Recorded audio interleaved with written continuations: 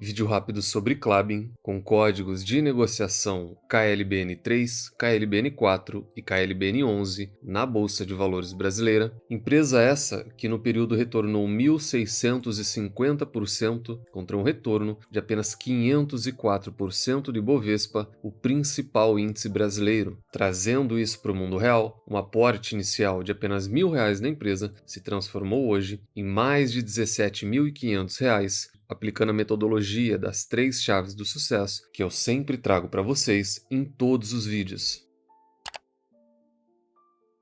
Sempre lembrando que na parte de baixo de todos os vídeos eu deixo uma lista de indicação de livros que você tem que obrigatoriamente estar lendo antes de investir em alguma ação, antes de entrar no mercado de capitais. Esse é o vídeo mais completo que você vai ver sobre Klabin. Se você tem algum tipo de dúvida ou algum certo receio, se investe ou não, se torna sócio ou não, esse vídeo vai te ajudar muito e no final dele, eu não tenho dúvida nenhuma, que você já vai sair daqui sabendo o que fazer e o que não fazer. A gente vai fazer o estudo mais completo possível de uma empresa que já foi negociada quase de graça na casa de R$ 1, saber se ela é uma boa pagadora de dividendos e se faz sentido ou não estar colocando Klabin dentro da sua carteira, dentro do seu portfólio. Esse vídeo é um vídeo dedicado ao estudo da empresa. Klabin que coberta por 2 casas e 2 analistas. Essa é a menor cobertura recente que a gente tem para a empresa. A gente não tem nenhuma recomendação de compra, nenhuma recomendação de venda, apenas 2 recomendações neutras para a empresa. Análise fundamentalista, lucros, lucros e mais lucros, tese essa de Peter Lynch, pegamos a DRE da empresa, maior histórico possível, a gente enxerga que a empresa cresce tanto em receita como em lucro no longo prazo, e a gente observa aqui também 2 períodos de prejuízo, que é algo totalmente normal, vale lembrar que a gente está falando de uma empresa cíclica dentro das 6 categorias de Lynch. Quanto ao ROI, Return on Equity, tese essa de Warren Buffett, ela tem uma média histórica na casa de 10%. Poderia ser um pouco melhor a gente falar de uma empresa de capital intensivo, recentemente muito eficiente por conta da alta da commodity, e o atual dela está na casa de 17%. Dividend Yield, tese essa de Benjamin Graham e Luiz Barsi Filho, ela tem uma média histórica de apenas 3,9%, só subir um pouco para a gente poder enxergar tudo. E aqui algo que eu sempre gosto de repetir, a Klabin, ela não é uma empresa boa pagadora de dividendos, como foi divulgado, como vem sendo repetido nos últimos anos. Ela é uma empresa que tem pequenos momentos de alta e mesmo assim, na máxima histórica, a empresa distribui algo em torno de 7%. Então ela não é uma empresa boa pagadora de proventos e o histórico de distribuição na casa de 3% mostra isso pra gente. Preço sobre lucro, tese essa de Robert Shiller, de regressão à média. Aqui a minha sugestão é que vocês desconsiderem todo esse olhar de preço sobre lucro ou métricas de valuation para ela. Ela é uma empresa com comportamento cíclico. Vocês podem levar em consideração a minha tese de inversão de múltiplos, porque se movimentar com base no PL de empresa cíclica, ele pode levar o investidor ao erro. Dívida líquida versus EBITDA, tese essa de Peter Lynch, e aqui a gente vê talvez um dos primeiros pontos negativos da empresa. Quando a gente olha, por exemplo, dívida líquida versus EBITDA, a gente está próximo à casa de 4%. Se a gente fosse utilizar o EBIT, que é o mais próximo que a gente tem da geração operacional de caixa, a gente tem uma dívida hoje rondando 6 vezes isso. E isso por si só não é um bom sinal. Tudo bem que a empresa está acostumada com esse modo de operar, mas ela também já teve momentos melhores, e se a gente combina isso com a quantidade de investimentos que ela tem, a gente já vai falar no gerenciamento de risco, é algo que o investidor tem que ficar de olho, porque se qualquer coisa não acontecer conforme previsto, e isso daqui acabar descontrolando para 5, 6 vezes novamente, ela é uma empresa de capital intensivo e o cenário pode não ser tão legal assim para ela. E o preço teto, tese essa de Luiz Barsi Filho, caso alguém queira fazer e se utilizar disso para ela, por conta de toda essa volatilidade, o mais interessante seria fazer a média dos últimos 5 anos, ou também fazer um preditivo para esse ano de 2024, que eu já deixei ele pronto. O comentário rápido é que a empresa tem pelo menos mais 3 pagamentos para estar fazendo agora em 2024. A gente tem Datacom no mês de agosto, a gente tem Datacom no mês de outubro e a gente tem uma Datacom no mês de dezembro. E caso a empresa siga essa mesma mesma linha de distribuição do ano passado, ela teria ainda a ser distribuído 13 centavos, e no total de 2024 a gente teria 22 centavos pagos. Mesmo assim, ficando novamente abaixo de 2023, a gente já vai vir para o segundo ano seguido de queda na distribuição de dividendos da empresa, mas é o mesmo que está acontecendo também com as outras companhias. Preço de commodity vem caindo, lucro cai. Não dá para a gente esperar diferente com os proventos. Então a gente teria um pagamento de 0,22 no final do ano, dividido por 6%, que é o mínimo aceitável pelo Barsi. Em forma de remuneração, a gente teria um preço teto de R$ 3,66. E o preço justo, tese essa de Benjamin Graham, preço justo e preço teto são teses diferentes, com finalidades também diferentes. A fórmula está aqui ao lado, pode pausar o vídeo caso você queira. Pegamos 22,5, multiplicamos pelo Earnings Per Share, que é o LPA, 0,32, multiplicamos novamente pelo Business Valor Per Share, que é o VPA, 1,83, extraímos a raiz quadrada e teríamos um preço justo de 3,62.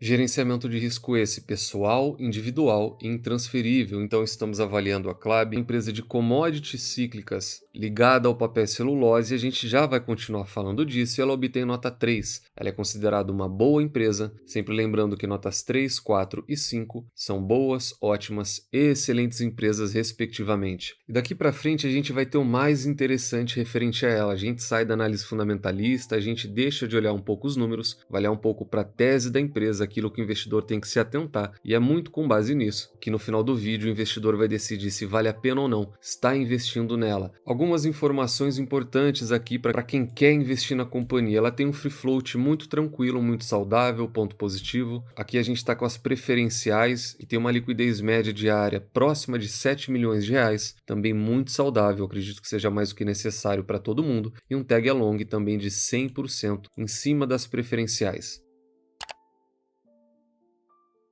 E com base nisso eu já queria deixar minha opinião pessoal sobre em qual delas investir, KLBN3, KLBN4 ou KLBN11. E dentro da metodologia, tanto faz qualquer uma dessas empresas, porque o que mais importa para todo investidor é o retorno total que a empresa oferece para ele no longo prazo. E quando a gente pega tanto o KLBN3 quanto o KLBN4 e KLBN11, as units, desde o momento em que as units vieram a mercado há 10 anos atrás, o retorno ele é muito parecido nas três. Então a gente não tem nenhuma que destoa, nenhuma que tem uma preferência exacerbada na distribuição de proventos. Então quando a gente olha no longo prazo, tanto as ordinárias, preferenciais e as units ofereceram um retorno muito similar. E quando a gente tem um cenário desse, a responsabilidade ela acaba voltando totalmente para o investidor, porque a carteira dele é que vai definir muita coisa. A exposição do portfólio dele em muitas ações preferenciais ou uma carteira que já tenha muitas units, que dentro daquele investimento raiz,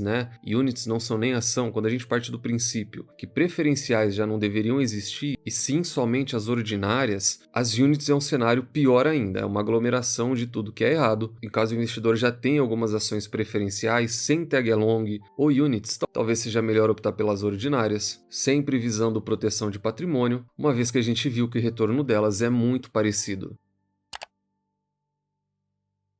Mas uma dúvida que foi criada e muita gente infelizmente comprou é uma frase que vem sendo repetida de que a celulose é perene, de que o setor perene é constante. Não, não é. Isso é frase de quem defende ou quer vender algo, porque tanto ela quanto o Irani, bem como Suzano, independente da diversificação do portfólio, se a exposição está diminuindo ou não, a celulose, elas estão dentro do setor e elas vão ser dragadas tanto para baixo quanto para cima quando a gente tiver essas oscilações. E no momento a gente está tendo preços mais baixos, por isso a ação parece que só anda de lado ou cai recentemente. Celulose não tem nada de perene, a empresa ela é ligada a uma commodity e ela vai oscilar de acordo com a commodity, independente da diversificação do portfólio dela. A commodity sempre vai puxar o setor, e aqui a gente tem o Pulp and Paper e a Klabin de laranja e o papel e celulose negociado na Ásia em azul. Vou dar um zoom, quando a gente tem um movimento de queda do papel e celulose logo na sequência, a Klabin cai. Quando a gente inicia o movimento de alta, no mesmo momento, a gente também tem um movimento de alta na empresa. Quando a gente vem para um período de praticamente 2 anos de queda na commodity, a gente inicia aqui em cima e o mesmo acontece com a empresa. A gente tem um período de alta no papel e celulose, a empresa também tem um período de alta, e quando a gente inicia uma queda no preço da commodity, praticamente no mesmo momento a gente inicia uma queda na cotação da empresa. Então, respondendo mais uma dúvida que foi criada recentemente por conta de declarações, a empresa tem sim comportamento cíclico e o papel e celulose não é perene, porque ele é volátil como toda e qualquer commodity.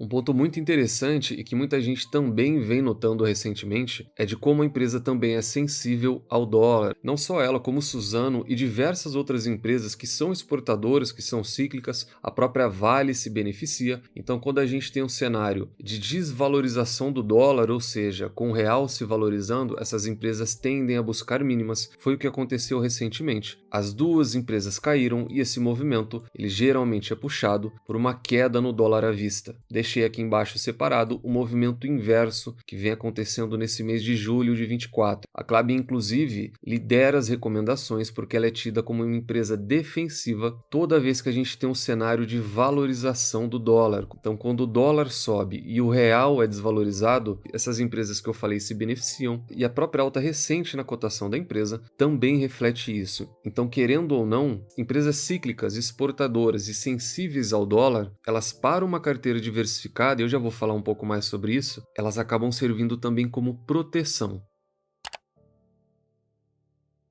Além de tudo isso, eu queria também trazer uma visão lá de fora, uma visão gringa de casas e analistas dos Estados Unidos sobre a Klabin, sobre a empresa e sobre a distribuição de proventos dela. É algo bem rápido, não é necessário traduzir. É um conteúdo muito interessante, inclusive de como a Klabin faz dinheiro. Aqui a gente fala das ações negociadas lá fora, KLB. Na análise específica de dividendos, a gente vê uma alta oscilação de pagamentos. Em um momento a gente tem 2% e em outro momento a gente tem 8% de dividend yield, e na conclusão final, que é algo que eu concordo muito, eles trazem que no futuro a taxa de crescimento da empresa vai se manter e ela recebe inclusive uma nota 8 em um ranking que vai de 0 a 10. É uma nota muito boa. E na conclusão final deles, quanto à remuneração, eles acreditam que os proventos também vão se manter, de que a taxa de crescimento também vai se manter, muito baseado na expectativa futura, de que eles acreditam que a empresa vai estar aqui, de que é uma empresa resiliente e que consegue entregar crescimento de receita ao longo dos anos. Ponto de atenção para todo mundo que também é sócio, tanto de Klabin, Irani e Suzano, mas aqui, matéria do vídeo, a gente está falando de Klabin, é a questão de investimentos, é um alto capex, porque é um setor de capital intensivo, só que no caso da Klabin, a gente tem um fluxo de caixa já um pouco mais apertado, tanto é que quando ela divulgou todo esse plano de investimentos dela, assustou um pouco o mercado, porque eles vieram acima do esperado. Só para vocês terem ideia, foram 35 bilhões na última década. Esse novo ciclo, a empresa vai estar investindo ainda mais. E há poucos dias atrás ela também divulgou que vai estar investindo mais 1,7 bilhão na modernização de mais uma unidade. Vale a gente recapitular que no final do ano passado a gente vinha com aquela conversa, inclusive da própria empresa, de que a gente tinha finalizado um ciclo de investimentos e de fato ela finalizou, e de que existia a possibilidade da empresa retornar isso a partir de agora para o acionista. E a gente não teve 2 meses de descanso. Logo na sequência, a empresa anunciou mais um novo ciclo, um ciclo gigante, está anunciando modernização.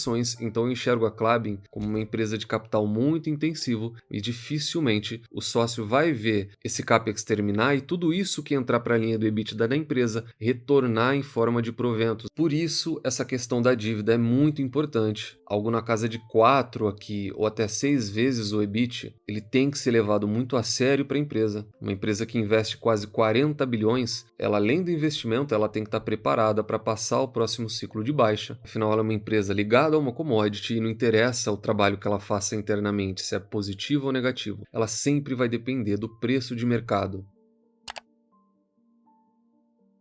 E num comentário final, para tentar ajudar quem tem dúvida se vale ou não ser sócio da empresa, uma vez que ela não é uma boa pagadora, uma vez que ela é morosa, tem uma alta dívida, só que ao mesmo tempo cresce em receita e em lucro ao longo do tempo, comparativos rápidos entre ela e o Ibovespa, nos últimos 10 anos, Klabin retornou mais de 200%, enquanto o Ibovespa retornou 130%. Caso você não tenha ideia, esse não é um retorno extraordinário, ele é um retorno mediano. No mesmo período, quando a gente compara a Irani, por exemplo, ela entregou 300%, e isso é 50% a mais do que a Klabin retornou no mesmo período. E quando a gente olha no universo de 20 anos, também é um retorno satisfatório, são os 1.600% do início do vídeo. A gente, inclusive, na área de membros, no vídeo de hoje, antes desse vídeo aqui, então na nossa comunidade aos domingos, a gente costuma ter 2 estudos, um na sequência do outro. A Klabin, por exemplo, foi comparada ao melhor fundo imobiliário de todos os tempos, e ela entrega um retorno muito similar. Só que acima dela nós temos diversas empresas que entregaram 2.000, 3.000, 4.000% nesse mesmo período. Quando a gente compara a Klabin não só com o Ibovespa, mas também com o CDI, ela bateu os dois. Aqui a gente fala das preferenciais em vermelho e ela superou tanto o índice quanto o CDI, que também é uma outra referência nacional. E para tentar trazer a minha visão de como o investidor deveria enxergar a empresa, para decidir se coloca ou não ela na carteira, e vamos utilizar de uma frase do Morgan Stanley e também de outra frase de Templeton. Na última elevação de recomendação de compra que o Morgan fez, ele elevou tanto Suzano quanto Klabin por conta da resiliência e apontou preferência para as ações da Klabin, e essa é a visão que eu tenho para a empresa. Como alguém que tem uma exposição à celulose, e nas 3 principais, tanto Klabin, Irani e Suzano, aquela que eu mais confio é a Klabin. O que é diferente daquela que eu prefiro para o futuro, aquela que eu mais confio é a Klabin, porque ela é a mais resiliente. Ela é uma velha senhora com mais de um século de vida, e por mais que ela não entregue um retorno que brilhe aos olhos como algumas outras empresas, por mais que ela não pague tão bem quanto dizem que ela paga, porque ela não paga, 3% é uma remuneração muito baixa, com 2 condições aplicadas, ela sem dúvida alguma é uma empresa que tem lugar no portfólio de todo investidor. E quais seriam essas 2 condições? A primeira delas é a maneira com que ele enxerga a empresa. A gente fez uma análise muito profunda dela, desde a análise fundamentalista até como ela faz dinheiro, uma análise gringa sobre os dividendos da empresa, viu sobre a commodity, viu qual é a melhor, KLBN3, KLBN4 ou KLBN11, e fica claro para todo mundo que o investidor não tem que ter grandes expectativas com ela, investir nela sem o gerenciamento de risco, investir quase tudo que tem, acreditando em uma alta multiplicação de patrimônio. A Klabin não é esse tipo de empresa. Quem busca crescimento, talvez tenha que olhar com um pouco mais de carinho para Suzano e Irani. E esse é o primeiro ponto. Tem que ter baixa expectativa de crescimento, saber que ela não vai multiplicar por 4, 5, 10 vezes o capital, e tem que ser muito paciente, o que nos leva ao segundo ponto, que na realidade vão ser 3, que me surgiu mais uma aqui. O investidor, para ter Klabin em carteira, talvez valha para ele ter uma diversificação um pouco maior, não ter apenas 1 ou 2 ativos, uma vez que a gente já viu que o retorno total dela não é nada de especial, e é esse número que se traduz no seu dinheiro, ou seja, o quanto você investiu e quanto ele se transformou. O retorno dela é um retorno ok, ele é satisfatório. Sendo assim, talvez valha a pena o investidor que faça questão de ter essa empresa no portfólio, ele ter algumas outras empresas mais seguras, que remuneram melhor, que também crescem melhor. Em uma situação hipotética, isso não é recomendação de nada. O sócio ele pode ter, por exemplo, Banco do Brasil, Taesa, Transmissão Paulista, Sanepar, aquelas empresas que a gente sabe que remuneram muito bem e que crescem, BB Seguridade e Caixa Seguridade. Pronto, dei 6 exemplos aqui, hipotéticos, sem recomendação, que seriam a base da pirâmide para esse sócio. E se mesmo com essas boas empresas ele faz questão de ter Klabin na carteira, ele pode começar aos poucos a se expor na empresa, porque a gente já viu que ela é resiliente e que ela é confiável no longo prazo. Contanto que ele siga a nossa estratégia de diversificação, contanto que ele siga o nosso gerenciamento de risco que a gente tem em cima de todas as empresas. E execute o terceiro ponto que a gente vai falar agora, que talvez seja o principal, ele sem dúvida alguma vai ter sucesso. E o terceiro ponto é saber identificar essas empresas que são morosas, essas empresas que parece que não andam, como é o caso dela, como é o caso da Itaúsa, como é o caso da própria Sanepar, são empresas que passam longos períodos, 2, 3, 4, 5 anos, remunerando mal, com o mercado falando mal, até o momento em que elas voltam a remunerar muito bem, voltam a pagar muito bem. Isso combina com alta nas cotações e todo mundo as quer, só que esse nunca é o ponto ideal para se comprar. O ponto ideal é quando ninguém quer, e esse é o que eu chamo de período de acumulação. Então, recapitulando aqui as 3 chaves principais para se tornar sócio da Klabin: não ter altas expectativas de crescimento e multiplicação de capital, olhar com carinho para o portfólio mais diversificado e com outras empresas melhores, para daí então estar iniciando os aportes nela, e terceiro, em momentos difíceis, acumular, acumular e acumular, até que no momento bom e ótimo, quando todo mundo quiser a empresa, vai ser o momento em que esse investidor vai poder se questionar se ele quer continuar ou não como sócio dela.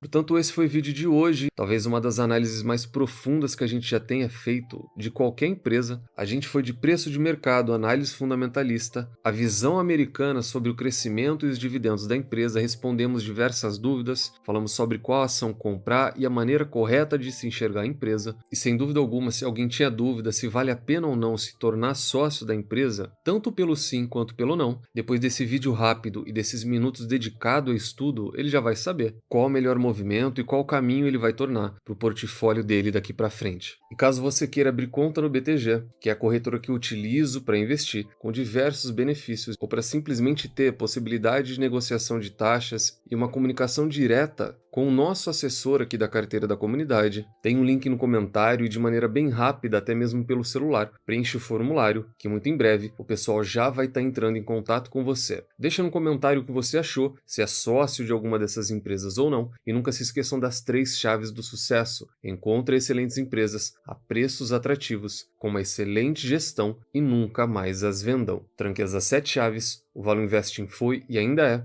a melhor maneira do investidor pequeno e individual multiplicar o seu capital na bolsa de valores. Nos vemos no próximo vídeo e até lá.